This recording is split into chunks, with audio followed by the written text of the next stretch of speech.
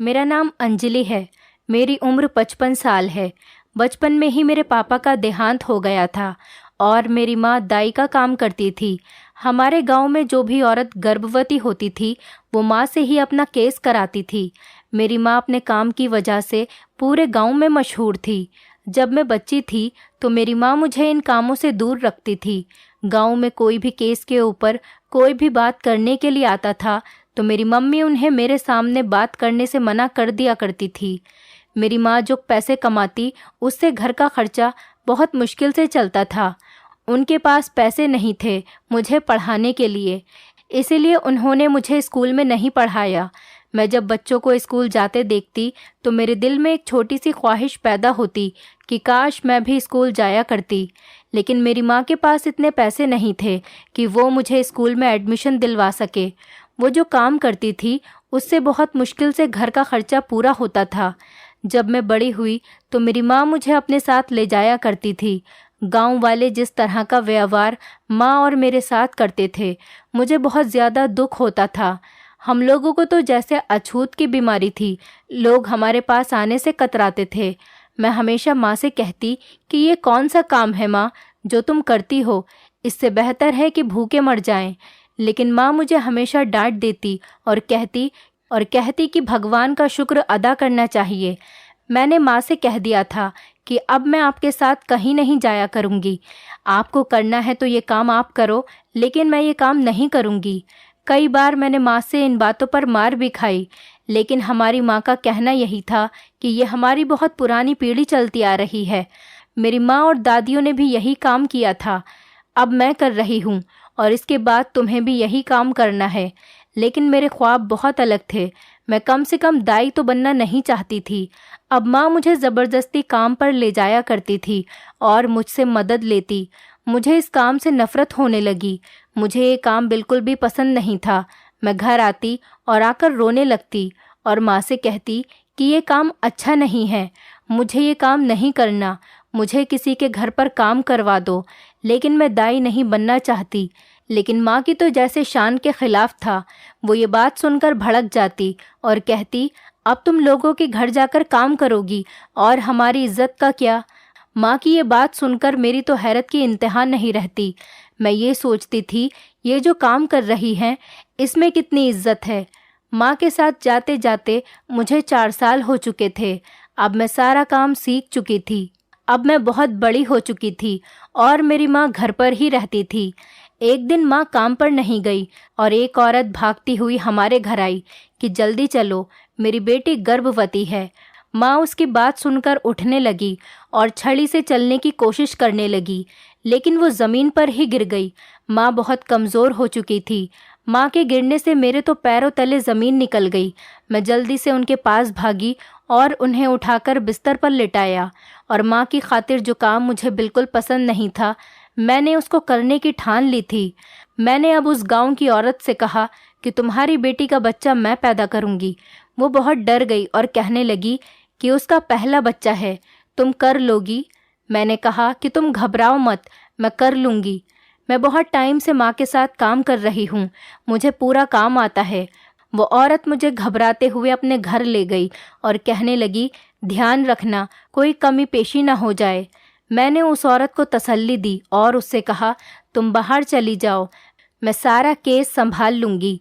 थोड़ी सी देर ही गुजरी थी कि उसकी बेटी ने प्यारी सी बेटी पैदा की। ये मेरा पहला केस था जो मैंने खुद से किया था, माँ की मदद के बिना। मैं बहुत खुश थी। पता नहीं क्यों, जिस काम से मुझे इतनी नफ़रत थी, आज उस काम को करने के बाद मुझे इतनी खुशी महसूस क्यों हुई। मैं खुशी खुशी उस बच्चे को तौलिए में लपेटकर बाहर ले आई और उसकी नानी को पकड़ा दिया। नानी तो उस बच्ची को देखकर फूली नहीं समा रही थी। वो औरत बोली, तुमने बहुत अच्छे से केस किया है, तो मेरी बहू को भी देख लो कि कब तक गर्भवती होगी। मुझे तो अब अपने घर में पोती पोतियों का चेहरा देखना है। मैंने उसकी बहू का इलाज किया और दूसरे महीने ही वो गर्भवती हो गई। औरत तो बहुत खुश थी। जिस वक्त उसकी बहू गर्भवती हुई उस वक्त वो मेरे लिए ढेर सारे तोहफे और मिठाइयाँ लेकर आई। माँ तो मेरे काम से बहुत खुश थी। मैंने कह दिया, माँ अब आप आराम करें, काम मैं कर लूँगी। माँ तो मेरे मान जाने पर ही बहुत खुश थी, और जब उन्होंने सुना कि मैं काम करने पर रज़ामंद हो गई हूँ तो वो बहुत ज़्यादा खुश हो गईं। मैं हर दूसरे दिन गांव की लड़कियों का इलाज करती थी। मैं गांव में दाई का काम करती थी, लेकिन मैं गांव में जिस लड़की का इलाज करती हूँ दूसरे महीने ही वो गर्भवती हो जाती। सब लोगों को यकीन नहीं आता था। लोगों का मुझ पर अंधा विश्वास हो गया था। मैं भी इतनी शोहरत के बाद गुरूर महसूस करने लगी थी। इस काम में बहुत मशहूर हो गई थी और बहुत दौलत भी कमाने लगी थी। एक दिन केस करने के बाद ढेर सारे पैसे लेकर मैं घर आ रही थी कि रास्ते में मुझे फलों की दुकान नजर आई। मैंने सोचा कि माँ के लिए कुछ फल ही ले चलूं। मैंने माँ के लिए बहुत सारे फल लिए और घर पहुंची। घर का दरवाज़ा थोड़ा सा खुला हुआ था। पहले तो मुझे हैरत हुई कि माँ तो दरवाज़ा नहीं खोलती, फिर आज क्या हुआ। मैं जल्दी से घर के अंदर गई, लेकिन सामने माँ को ज़मीन पर पड़ा देखकर मेरी रूह कांप गई। मेरे हाथों से फलों की थैली नीचे गिर गई। मैं भागकर माँ के पास गई, लेकिन मेरे सर पर आसमान टूट पड़ा जब मैंने माँ को मुर्दा पाया। मेरी माँ इस दुनिया से जा चुकी थी। मैं चीखें मार मार कर रोने लगी। इतनी देर में गांव के सब लोग इकट्ठा हो गए। मेरी माँ के अलावा इस दुनिया में कोई नहीं था। मैं भी पैसे कमाने में इतनी अंधी हो गई थी कि मुझे माँ का ख्याल ही नहीं रहा। वो कहते हैं ना, ज़रूरत से ज़्यादा हर चीज़ नुकसानदेह होती है। मुझे भी पैसों के बदले माँ को खो देने का नुकसान उठाना पड़ा। लेकिन अब माँ के जाने के बाद मेरा मकसद एक ही था कि मुझे ढेर सारे पैसे कमाने हैं और अपने तमाम ख्वाब और ख्वाहिश पूरी करनी है। माँ के अंतिम संस्कार के बाद पूरा घर मुझे काट खाने को दौड़ता था। मैं अक्सर ज़ोर ज़ोर से रो दिया करती। मुझे माँ बहुत याद आती थी। मैंने बचपन से अब तक जब से होश संभाला था सिर्फ माँ को ही अपने पास पाया था। मैं नहीं जानती थी कि मेरे पापा को क्या हुआ और वो कैसे हमसे दूर हो गए। माँ ने कभी मेरे चाचा चाची, मामा मामी का भी जिक्र नहीं किया था। मैं नहीं जानती थी कि इस दुनिया में मेरे पास कोई और रिश्ता भी मौजूद है या नहीं। अब मैं गांव की सभी औरतों का इलाज करती थी। मैं हर तरफ बहुत मशहूर हो गई थी और ढेर सारे पैसे भी कमाने लगी थी, लेकिन मैंने ये काम नहीं छोड़ा था। एक दिन मुझे एक बड़ी हवेली जो थोड़ी ही दूरी पर थी, मुझे वहाँ से काम आया। मैं बहुत खुश थी कि मुझे अब गांव से बाहर भी काम मिलने लगा है। मैं जब घर गई, वहाँ पर एक बूढ़ी औरत और एक खूबसूरत लड़का जिसका नाम नितिन था और उसकी पत्नी का नाम रेखा था। मुझे उस बूढ़ी औरत ने ही बुलाया था जो अपनी बहू का इलाज कराना चाहती थी। उन्होंने मुझसे कहा कि मैं तब तक यहीं पर रहूं जब तक उसकी बहू का केस नहीं कर देती। पहले तो मुझे ये बात बहुत अजीब लगी, लेकिन कुछ सोचकर मैंने हाँ कर दी और मैं वहाँ पर रहने लगी थी। मुझे महसूस होने लगा कि नितिन मुझ पर नज़र रखे हुए है। मैं बहुत खूबसूरत भी थी। मुझे वहाँ रहते हुए 7 महीने हो गए थे और इस दौरान मैं और नितिन एक दूसरे से प्यार करने लग गए थे। मुझे नितिन से प्यार हो गया जो पहले से ही शादीशुदा था। वो मुझसे कहता कि मेरी पत्नी रेखा मुझसे बहुत प्यार करती है और मैं उसे धोखा नहीं दे सकता, और फिर अब वो गर्भवती भी है। मुझे उसकी पत्नी से नफरत होने लगी थी। मैं मोहब्बत में इतनी अंधी और खुदगर्ज हो गई थी कि मुझे नितिन के अलावा कुछ और दिखाई नहीं दे रहा था। मैंने पूरी रात बैठकर एक तरकीब सोची। पहले तो मुझे बहुत डर लगा, लेकिन फिर मैंने उसकी पत्नी को ऐसी दवाई दी जिससे उसका मिसकैरेज हो जाए। दवाई खाने के बाद थोड़ी देर में ही वो दर्द से तड़पने लगी। मैंने चालाकी से दवाई उसी की दराज में रख दी और इल्ज़ाम उसी पर लगा दिया कि उसने खुद मिसकैरेज करवाया है। रेखा रोते हुए नामे सिर हिलाने लगी, लेकिन मेरे चेहरे पर तो बहुत मुस्कुराहट थी। मुझे अजीब सा सुकून मिल रहा था। मैं समझ गई थी कि अब सब रेखा से नफरत करेंगे, क्योंकि ये बच्चा उनके घर का पहला बच्चा था और रेखा अब कभी माँ नहीं बन सकेगी। बूढ़ी औरत तो लड़के की पत्नी को ताने देने लगी और नितिन भी रेखा को बुरा भला कहने लगा, लेकिन रेखा रोते हुए बस अपनी सफाई पेश करने लगी। लेकिन किसी को उसकी बात पर यकीन नहीं हुआ और ना ही सबका शक मेरे ऊपर आया। मैंने सब में अपना विश्वास बनाया हुआ था। एक दिन मैं नितिन से मिलने रात के वक्त उसके कमरे में गई, लेकिन मेरे पैरों तले से ज़मीन निकल गई जब रेखा ने अपने पति से कहा कि ये सब कुछ उस दाई का करा हुआ है। मैं तो अपना जिक्र सुनते ही होश खोने लगी थी। मुझे लगा कि अब उसका पति मुझे अपने घर से निकाल देगा और अब मेरी मोहब्बत अधूरी रह जाएगी।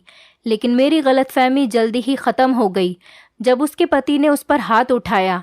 बोला कि तुम झूठी हो, मेरा पहला बच्चा खा गई और अब तुम उस मासूम पर इल्ज़ाम लगा रही हो। मैं जानता हूँ तुम आज भी अपने आशिक को याद करती हो, तभी तुमने मेरा इतना कीमती बच्चा मुझसे छीन लिया। उसके पति की आवाज़ बाहर तक आ रही थी और मेरी तो हैरत की इंतहा नहीं रही जब उसके पति ने उसे डिवोर्स देने को कहा। मैं तो दंग रह गई थी कि क्या ये सब इतनी जल्दी भी हो सकता था। रेखा रोते हुए कमरे से बाहर निकली और दूसरे कमरे में चली गई। अब मुझे उस वक्त नितिन के कमरे में जाना सही नहीं लगा, क्योंकि वो उस वक्त जितना गुस्से में था न जाने मुझे भी क्या कहता। मैं भी जल्दी से चेहरा छुपाए वहाँ से अपने कमरे में आ गई, लेकिन मैं खुशी के मारे पूरी रात सो न सकी। मुझे यकीन नहीं आ रहा था कि अब नितिन सिर्फ मेरा है। अगली सुबह मैं लेट उठी थी। जैसे मैं बाहर गई, बाहर का माहौल बहुत खामोश था, हर तरफ खामोशी थी। मैं नितिन की माँ के पास गई और मैंने उनसे माफ़ी मांगी कि मुझे माफ़ कर दो, मैं आज लेट उठी हूँ। नितिन की माँ मेरी तरफ बहुत अजीब नज़रों से देखने लगी और बोली कि कोई बात नहीं, इतना सब कुछ हो गया, बाकी क्या रह जाता है। मैंने चौंक कर नितिन की माँ की तरफ देखा, जो मेरी तरफ से चेहरा मोड़कर मुझे नज़रअंदाज करके लेट गईं। मैं भी नितिन को ढूंढने कमरे से निकल आई। मैंने पूरे घर में तलाश कर लिया था, लेकिन नितिन कहीं पर भी मौजूद नहीं था। थक हार कर मैं उसके कमरे में गई, जहां वो उल्टा लेटा हुआ था। मैंने हल्का सा दरवाज़ा खटखटाया तो उसने थोड़ी आंख खोलकर मुझे देखा। मैं भी उसे देखकर मुस्कुरा दी तो वो भी उदासी भरे चेहरे से मेरी तरफ देखने लगा। मुझे बहुत अजीब महसूस हो रहा था। पहले तो सबने ऐसा व्यवहार नहीं रखा था। मैं बहुत परेशान थी। मैं अभी नितिन की तरफ देख ही रही थी कि उसने मुंह मोड़ लिया और कहने लगा कि जाते हुए दरवाज़ा बंद करके जाना। मैंने सोचा कि परेशान होगा, इसीलिए ऐसा कर रहा है।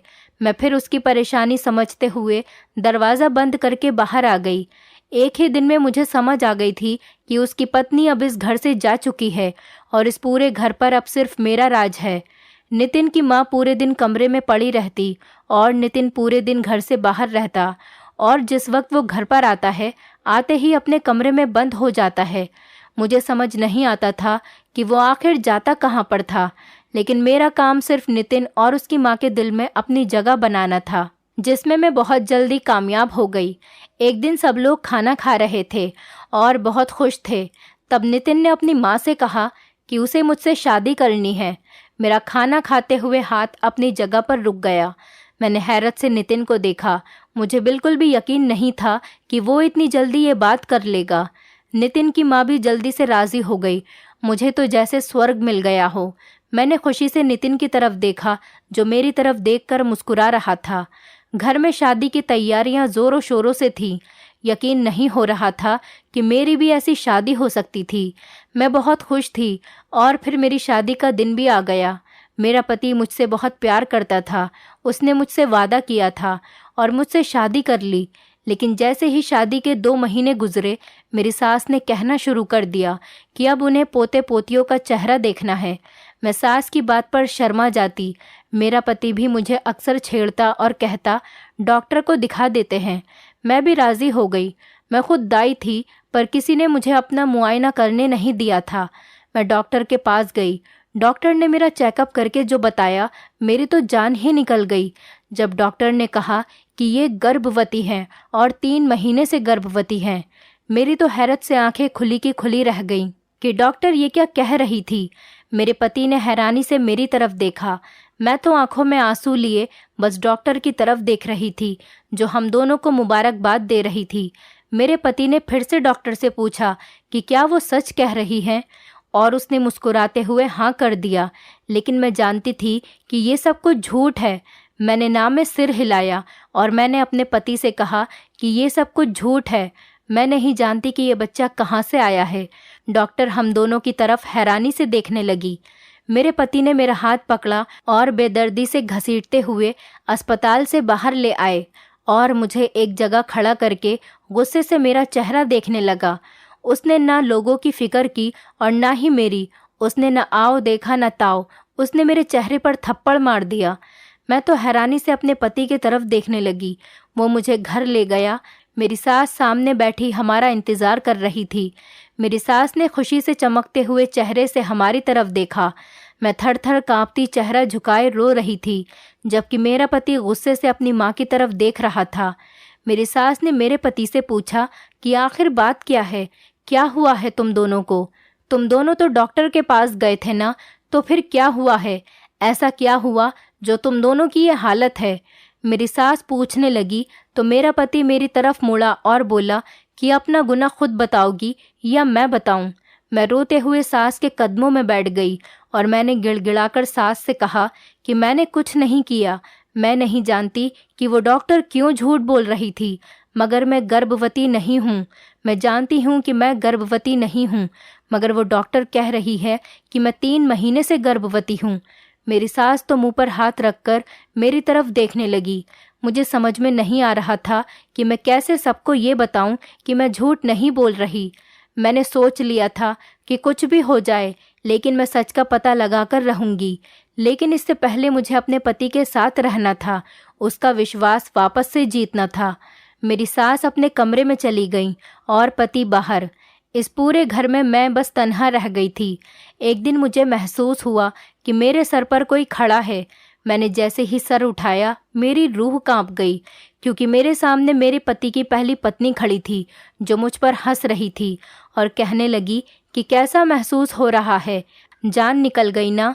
दिल चाह रहा होगा कि जल्दी से सबको साबित कर दूं कि तुम गुनाहगार नहीं हो। मेरी आंखें अपनी जगह ठहर गई थीं। मैं हैरानगी भरी आंखों से बस उसे देखती ही जा रही थी, जो ना जाने और क्या क्या बोल रही थी। मुझ में तो कुछ बोलने की हिम्मत ही नहीं बची थी। मेरी जुबान तो बिल्कुल ही चुप हो गई थी। मेरे पति की पहली पत्नी लगातार हंस रही थी।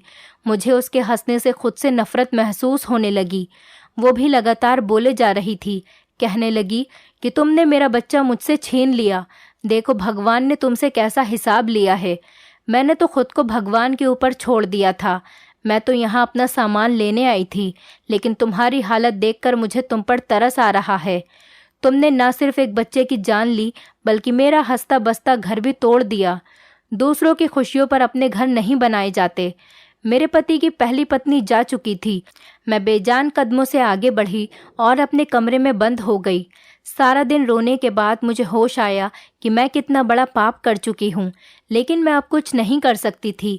मैंने सोच लिया था कि मैं इस घर से हमेशा हमेशा के लिए चली जाऊंगी, लेकिन शायद अभी मेरे पाप की सज़ा बाकी थी।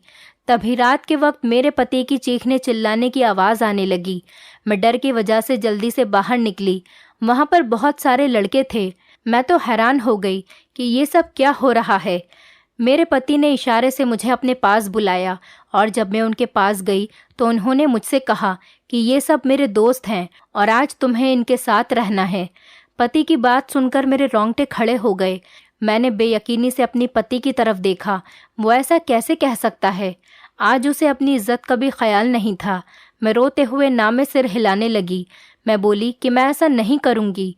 मैं तुम्हारी पत्नी हूँ, तुम्हारे घर की इज्जत हूँ। ये सुनकर वो ज़ोर ज़ोर से बोलने लगा और कहने लगा, कौन सी इज्जत जो तुम कब की नीलाम कर चुकी हो? मैं तो हैरान थी कि आखिर मेरा पति ये सब कैसे कर सकता है। मैं चुपचाप आंसू बहाती रही, लेकिन मैंने ये सोच लिया था कि मैं ये घिनौनी हरकत नहीं करूँगी। मैंने अपने पति को हिम्मत से जवाब दिया और कहा कि मैंने ऐसा कुछ नहीं करा। मैं बेकसूर हूँ, मेरा कोई कसूर नहीं है। मैं नहीं जानती कि वो डॉक्टर क्यों झूठ बोल रही थी, लेकिन तुम मुझे ऐसी सज़ा नहीं दे सकते। मेरा यकीन करो। मैं उसे काफ़ी यकीन दिलाती रही, लेकिन वो नहीं माना। थक हार के जब रात के वक्त मैं उसके दोस्तों के पास से जब वापस आई, तब मेरा पति बेड पर लेटा हुआ था और कहने लगा, आज से तुम दूसरे कमरे में रहोगी और मैं जल्द ही तुम्हें आज़ाद कर दूंगा। लेकिन तब तक मैं जो कहूँगा तुम्हें वही सब करना होगा, अगर तुम्हें इस घर में रहना है तो। और अगर तुम चाहो तो तुम अभी भी जा सकती हो। मैं कहाँ जाती? मेरा तो कोई ठिकाना ही नहीं रहा था। पति के पीछे लगकर मैं अपना गांव वाला घर भी बेच चुकी थी। अब जाती भी तो कहाँ? मजबूरन मुझे अपने पति की बात माननी पड़ी। मैं दूसरे वाले कमरे में जाकर लेट गई। अगली सुबह मेरे लिए किसी कयामत से कम नहीं थी, जब 2 लड़के आए और बोले कि ये हमारी पत्नी रह चुकी है। मैं तो दंग थी कि ये सब मेरे साथ हो क्या रहा है। मैं तो इन लड़कों को जानती तक नहीं थी, और वो कहाँ से आए थे और कौन थे, और ये सब कौन करवा रहा था। मेरा पहला शक मेरे पति की पहली पत्नी पर गया। मैं जानती थी कि इन सब में उसी का हाथ है। मुझे उस औरत से नफरत होने लगी थी, लेकिन इस वक्त मैं कुछ नहीं कर सकती थी। मेरे पति ने नफरत भरी निगाहों से मेरी तरफ देखा और बोले कि ये सब तुम्हारे पहले पति हैं, तुम चाहो तो इनके साथ जा सकती हो। मैंने आंखें बंद कर लीं और रोते हुए घर से निकल गई। अब मेरे पास वृद्धाश्रम में रहने के अलावा कोई दूसरा रास्ता नहीं था। मैं घर से सीधा वृद्धाश्रम चली गई और वहीं पर रहने लगी। मुझे वहां रहते हुए 4 साल हो चुके थे। मेरी वहां पर सबसे अच्छी बातचीत हो गई थी। अगर कोई मुझसे वृद्धाश्रम आने की वजह पूछता तो मैं झूठ मूठ कहानी सुना देती। एक दिन एक जवान सी लड़की, जिसका पति उसे वहां पर छोड़ गया था और खुद पता नहीं कहाँ चला गया था। लड़की बहुत रोती, लेकिन उसे हौसला देने वाला कोई नहीं था। वो लड़की दिन रात रोती रहती। जिस वक्त वो लड़की वृद्धाश्रम में आई थी वो बहुत मोटी थी और फिर अचानक वो पतली होती चली गई। उसकी आंखों के नीचे गड्ढे पड़ गए थे। मुझे उसमें अपना आप नजर आ रहा था। मैं अक्सर उसके पास बैठकर बातें करती। मुझे सुनकर बहुत दुख होता कि उस लड़की के माता पिता इस दुनिया में नहीं थे और उसके बच्चे ना होने की वजह से और उसका पति उसे यहाँ छोड़कर चला गया था। एक दिन मुझे उसके जिस्म में कुछ हरकत महसूस हुई तो मैंने वहाँ के ऑनर से बात की कि मैं पहले दाई का काम किया करती थी। मैंने ऑनर की परमिशन से जब उसका चेकअप किया तो मेरी खुशी की इंतहा नहीं रही जब मैंने देखा कि वो गर्भवती है। मैंने जब उसे खुशी की ये खबर सुनाई तो वो बेयकीनी से मेरी तरफ देखने लगी और बोली, क्या तुम सच कह रही हो? मैंने उससे कहा कि हाँ, मैं सच कह रही हूँ, तुम गर्भवती हो। उसकी तो खुशी का कोई ठिकाना ही नहीं था। वो जल्दी से ऑनर के पास गई और बोली कि मुझे अपने पति को फ़ोन करना है, और उन्होंने परमिशन दे दी। उसने जैसे ही अपने पति को फ़ोन करके बताया तो उसका पति उसकी सास के साथ वृद्धाश्रम आया और उस लड़की को अपने साथ ले गया। मुझे बहुत खुशी थी कि मैं किसी के काम आ गई। मेरे कंधों पर से बोझ उतर गया था। एक बच्चे की जान मैंने अपने हाथों से ली थी तो दूसरी अब मैंने एक मासूम बच्चे की जान बचा ली थी। मेरा ऐसा करने के बाद मैं अब हर वक्त भगवान की प्रार्थना में लगी रहती। पूजा पाठ में रोज़ किया करती थी। वृद्धा आश्रम में ही मेरे 3 साल और गुजर गए। अब तो मैंने अपने नसीब का लिखा मान लिया था। मुझे हैरानी थी जो मुझे भगवान ने दिया था। शायद मेरी अच्छाइयों का पल्ला भारी हो गया था। मेरे किए की सज़ा मुझे बहुत अच्छी तरह से मिल चुकी थी। मेरे पति के लिए मेरे दिल से मोहब्बत कभी ख़त्म नहीं हुई, लेकिन मैं अब ज़्यादातर उसे सोचती नहीं। मैंने सोच लिया था कि जो होता है अच्छे के लिए होता है। यही मेरा नसीब था। वृद्धाश्रम में जिसको मेरी मदद की ज़रूरत होती है उसकी मदद मैं ज़रूर करती।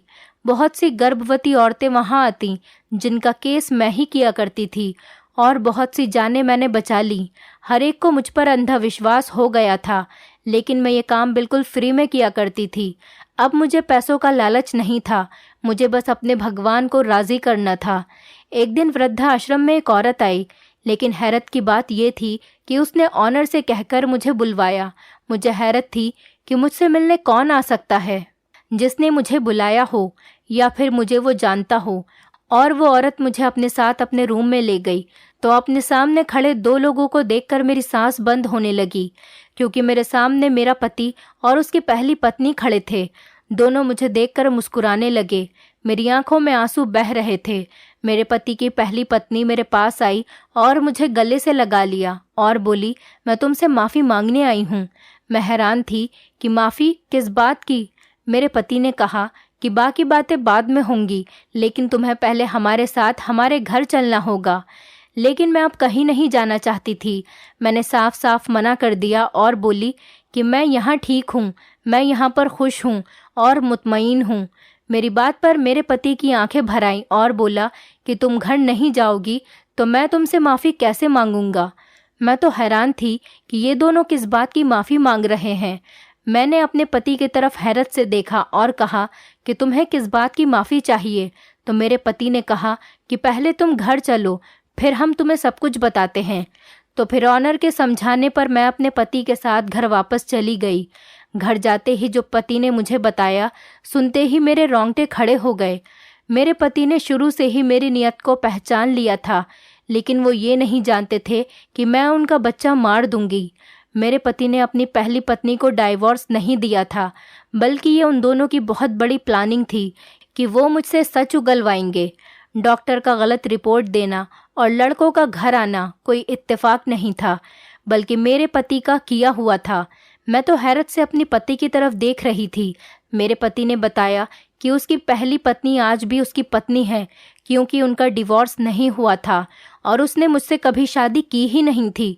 वो सब कुछ एक ड्रामा था, ताकि दबाव में आकर मैं सच कबूल कर लूं कि उनके बच्चे को मैंने ही मारा था। और उन्होंने ये भी बताया कि अभी कुछ दिन पहले वृद्धा आश्रम में जो औरत आई थी, जिसका पति बच्चे ना होने की वजह से उसे यहाँ पर छोड़कर चला गया था, वो उनकी सगी बहन थी और मेरी वजह से उसकी बहन का घर बच गया और उसका पति उसे खुशी खुशी अपने साथ ले गया और अब वो दोनों खुशी खुशी एक साथ रहते हैं। ये सुनकर मैंने हाथ जोड़कर उन दोनों से माफ़ी मांगी और बोली कि मुझसे बहुत बड़ा गुनाह हो गया था। मैं इस कदर अंधी हो गई थी कि मुझे बच्चे की जान लेते हुए ज़रा सा भी डर महसूस नहीं हुआ, लेकिन उस दिन से मैं बहुत पछता रही हूँ। हो सके तो मुझे माफ़ कर देना, लेकिन मैं अब तुम दोनों के बीच कभी नहीं आऊँगी। इसके बाद से मेरी ज़िंदगी का मकसद बस लोगों की मदद करना था और अपने भगवान को खुश करना था।